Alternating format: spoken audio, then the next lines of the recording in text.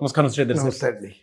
పిల్లలకి ఏ ఏజ్ నుంచి గవర్నమెంట్ జాబ్స్కి ప్రిపేర్ చేపిస్తే మంచిది అంటారు సార్? అసలు కొంతమంది గవర్నమెంట్ జాబ్ క్రాక్ చేసినటువంటి ఫ్యామిలీస్లో పేరెంట్స్ వాళ్ళకి గవర్నమెంట్ జాబ్ విలువ తెలుసు కాబట్టి ప్లాన్డ్గా చదివిస్తూ ఉంటారు.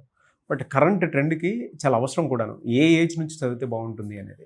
యాక్చువల్గా అండి 10th క్లాస్ క్వాలిఫికేషను 18 సంవత్సరాల వయసు నిండటం, ఈ రెండు ఎప్పుడైతే వచ్చినాయో సెంట్రల్ గవర్నమెంట్ ఉద్యోగాలకి ఎలిజిబిలిటీ వచ్చేస్తుందండి. ఓకే, అంటే అన్నిటికీ వస్తుందని చెప్పట్లేదు.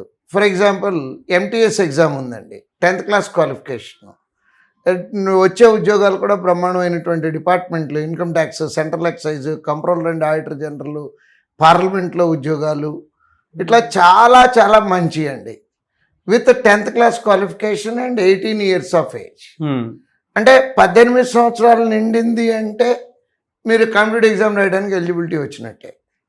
అట్లానే CHSL ఉంది, SSC CHSL, అది 18 years నిండి ఉండాలి, ఇంటర్మీడియట్ క్వాలిఫికేషన్. అంటే రైట్ ఏజ్ 18 years. కాకపోతే 18 years ఏజ్లో కొంచెం తక్కువ, అంటే ఇంటర్మీడియట్ క్వాలిఫికేషన్తో అవకాశాలు తక్కువ ఉంటాయి, కానీ అవకాశాలు ఉన్నాయండి. నెక్స్ట్ ఇంకొంతమంది ఉంటారు 10th క్లాస్ తర్వాత చదవలేకపోయినటువంటి వాళ్ళు, ఫిజికల్గా ఫిట్గా ఉన్నటువంటి వాళ్ళు జీడీ కానిస్టేబుల్ రాసుకోవచ్చు. 50,000 55,000 శాలరీ వస్తుందండి దాంట్లో. సో అంటే మనకి 10th క్లాస్ క్వాలిఫికేషను 18 సంవత్సరాల వయసుతో ఒక 3-4 ఎగ్జామ్స్ రాసుకోవడానికి అవకాశం ఉంది.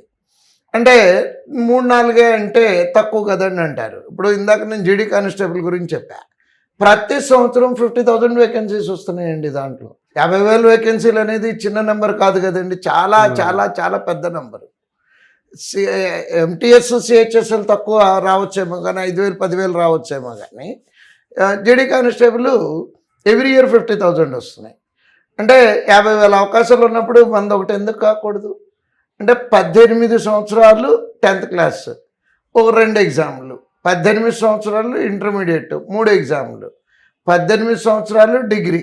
అంటే 18 yearsకి డిగ్రీ అవ్వదులేండి, నార్మల్ డిగ్రీ అవ్వాలంటే ఇప్పుడు కనీసం అంటే 3 year గ్రాడ్యుయేట్ అవ్వాలన్నా కూడా 20 years పడుతుంది. అంటే గ్రాడ్యుయేషన్తో అయితే నెంబర్ ఆఫ్ ఆపర్చునిటీస్. అవునవునండి.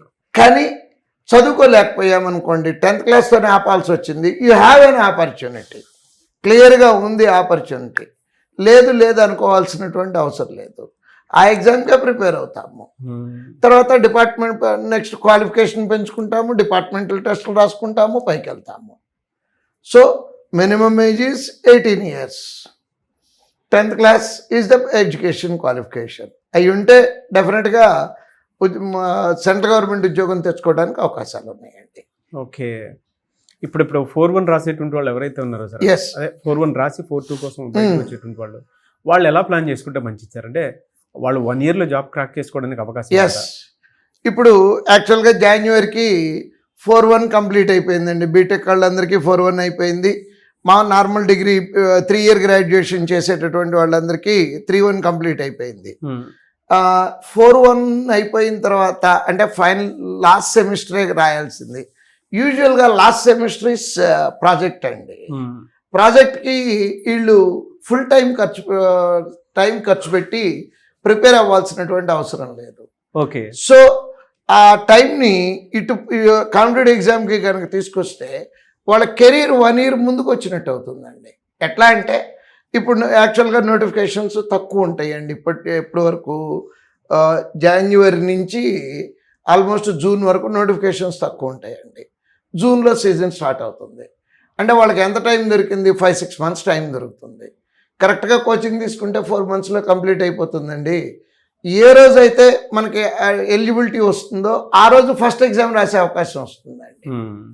అంటే కెరీర్ 1 year ముందుకు తీసుకెళ్ళడానికి అవకాశం ఉంటుందండి. 4-1లో ఉన్నటువంటి పిల్లలు, 4-1 కంప్లీట్ అయిపోయిన పిల్లలు, లేదా 3-1 కంప్లీట్ అయిపోయి 3-2 ప్రిపేర్ అవుతున్న పిల్లలు సైమల్టేనియస్గా కనుక ప్రిపరేషన్ స్టార్ట్ చేస్తే డెఫినెట్గా 1 year లోపు, క్యాలెండర్ తిరిగే లోపు 26 కంప్లీట్ అయిపోయే లోపు ఉద్యోగం తెచ్చుకునే ఛాన్సెస్ ఉంటాయండి. చాలామంది పేరెంట్స్, స్టూడెంట్స్ శ్రీధర్ CCని అప్రోచ్ అవ్వాలి అనుకునేటువంటి వాళ్ళు ఉన్నారు.